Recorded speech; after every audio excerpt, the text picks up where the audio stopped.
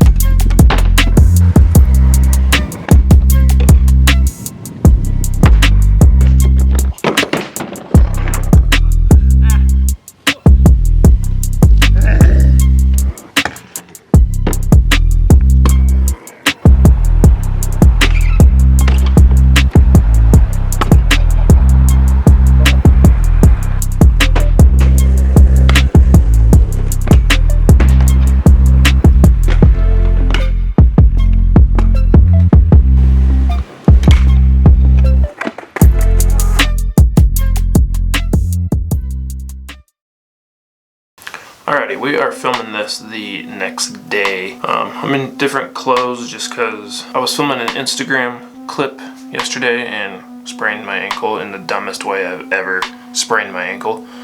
So I kind of cut the session short because I oddly twisted and rolled my ankle while I was already on the ground. I don't know. You can go to my Instagram and watch the clip if you want at Brandino. And while you're at it, if you would, go follow fullcore.scootering on Instagram. So let's talk about this deck, huh? My first impressions on this deck is, wow, this thing is really nice. The flat bottom slides like a dream. It's super just buttery. Wow, Root Industries really killed it with this deck. I would totally recommend this deck to anybody out there. But let's move from the front all the way down to the back, and I will talk about the specs and what I like and don't like about the deck and how it feels when it rides and stuff like that. Up at the front, obviously integrated. Probably don't even need to really touch on that on decks anymore these days because everything's integrated. The head tube is 83 degrees, but it doesn't really feel like it's 83. It feels like 82 and a half. It feels like it's more back. And that's the only part that I really have to like complain on this deck is the head tube angle. Like, they say it's 83, but it doesn't feel like it's 83. Keep that in mind if you're wanting to snag one. Nose blunt space, it had a decent amount of nose blunt space. Any deck that has a head tube that is welded at the front of the deck, it's gonna have way more head tube space. Nose blunt space, it does have a slight curvature on the nose blunt space here. I didn't really play around with like overcrooks and like nose blunt slides and all that. I did do one on coping off camera, and it locks into like nose blunts on coping pretty easily.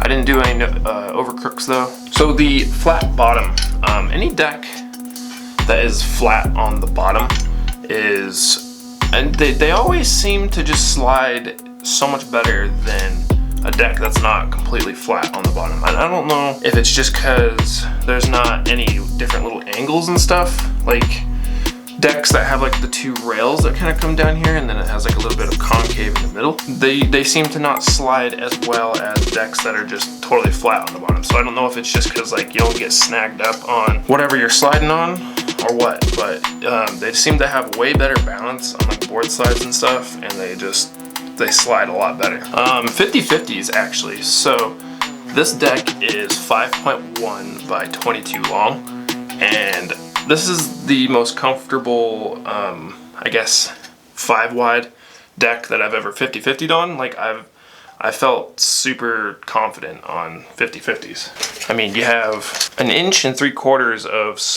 50/50 space, and that's not all the way to the wheel either. So if you run 24mm wheels on this, you'll have that extra little bit of 50/50 room on it. So you could probably be up to like maybe 2 1/4 inch width of 50/50 room. So that's pretty good. I didn't really play around with any 5.0s. Like I said, I hurt my ankle riding, so unfortunately I didn't get to play around with all that. But the deck ends are curved, so you can do, you can do 5.0s and all that. It feebled and everything like super well. It's a very well balanced deck. I didn't think I was really gonna like it that much, but it rides really good. So specs wise, so you can get this deck in, let's see, you can get it in this black color, chrome, neochrome, jet blue, which is kind of like a burnt pipe kind of color, and gold. And they come in small, medium, large, and extra large.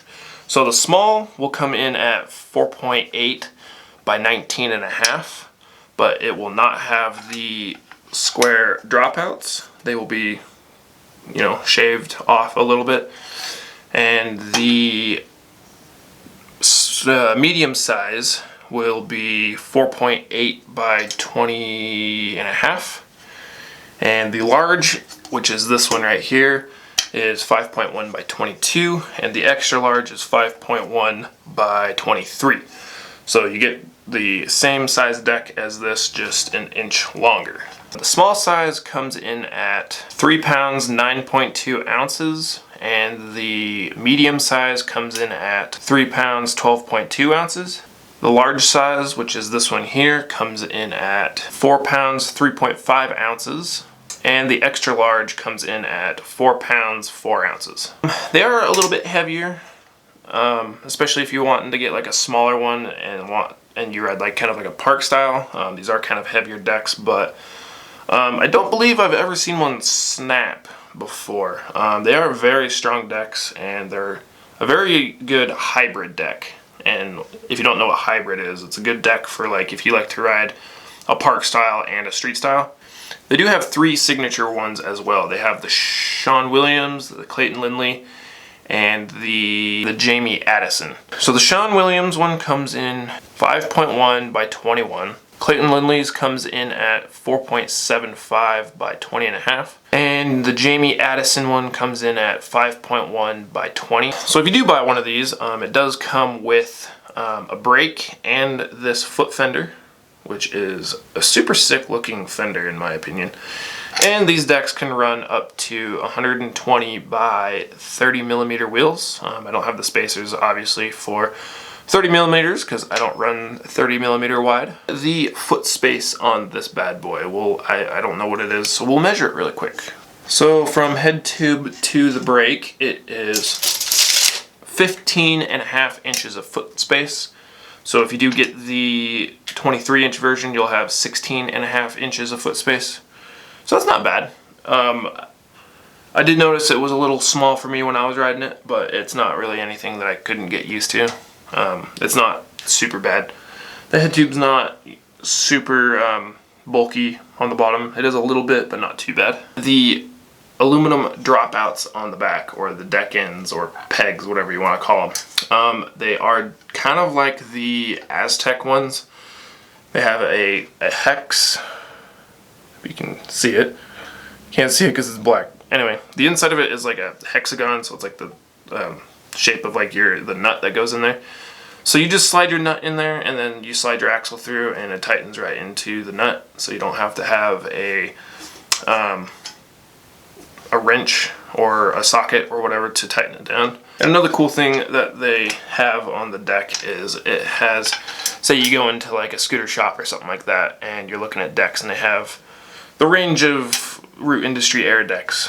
Well, you can just go ahead and look at it, and it says right there on the back of the deck on what size it is. And depending on, say you're in Canada, Europe, Australia, they have it in the millimeters, and if you're in the US, they have it in the inches. So depending on where you're at, it works for both.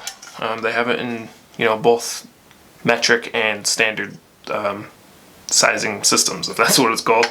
So yeah, that is the Root Industries air deck. It's a very nice deck.